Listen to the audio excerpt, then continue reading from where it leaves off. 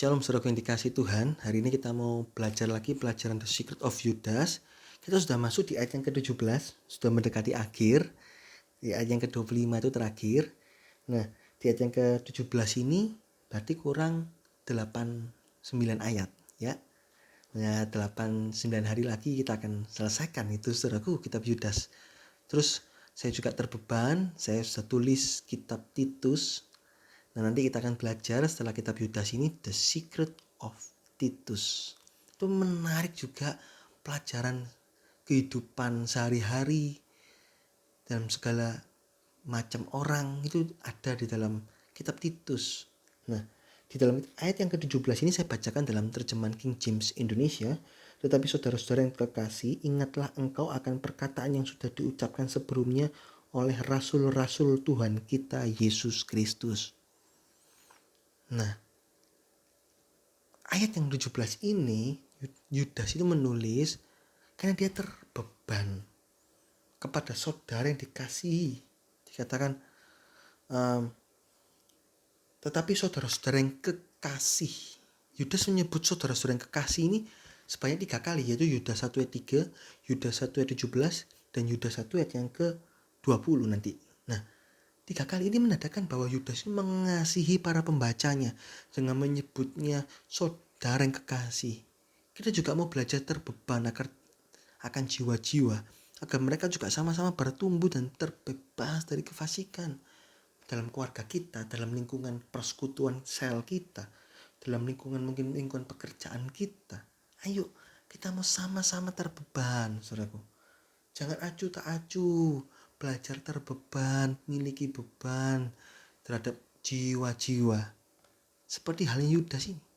Yudas mengingatkan pembacanya tentang perkataan rasul-rasul Tuhan Yesus, the apostles, jadi rasul-rasul. Nah, jika kita lihat kalimat semacam ini, saudaraku, kemungkinan besar Yudas menulis ini juga kepada murid-murid para rasul. Karena dia bilang, ingatlah engkau akan perkataan yang sudah dituliskan sebelumnya oleh rasul-rasul Tuhan kita. Berarti pembacanya ini siapa? Pembacanya ini pernah diucapkan oleh rasul-rasul. Pernah diajar oleh rasul-rasul. Berarti kemungkinan pembacanya ini adalah murid-murid para rasul yang tersebar ya di mana saja. Nah, ini tidak disebut secara spesifik, tetapi pembaca yang bisa mengingat perkataan rasul-rasul adalah pembaca yang pernah belajar kepada para rasul tentunya. Betul kan? Karena dikatakan ingatlah akan ucapan yang diucapkan sebelumnya. Siapa pembacanya ini? Ya, murid-murid para rasul. Itu saudaraku ya. Jadi ayat yang 17 ini sederhana tetapi punya makna yang dalam, yaitu kita bisa belajar di sini tentang saudara yang kekasih. Kita mau belajar mengasihi terbeban akan jiwa-jiwa. Kedua, ini penulisan kitab Yudas ini ditujukan kepada murid-murid para rasul. Kita juga belajar dari para rasul. Betul kan?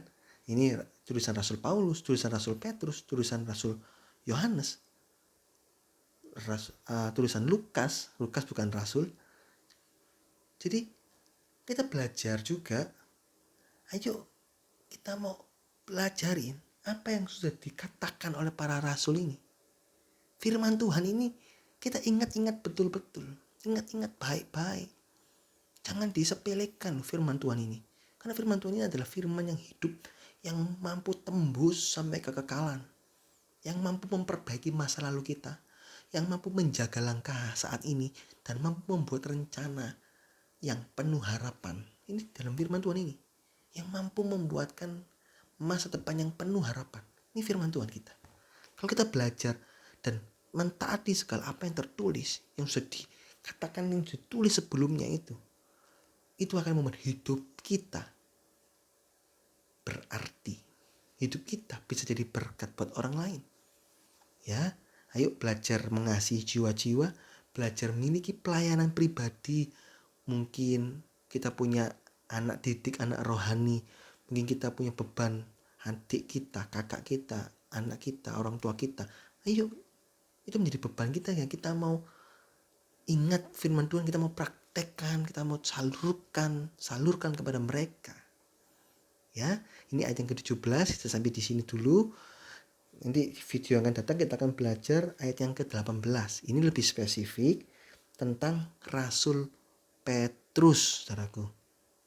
Nanti kita akan lihat bukti-buktinya mengapa ayat yang ke-18 ini Yudas mengutip atau mengingatkan tentang kalimat Rasul Petrus, ya. Oke, puji Tuhan, Tuhan Yesus memberkati.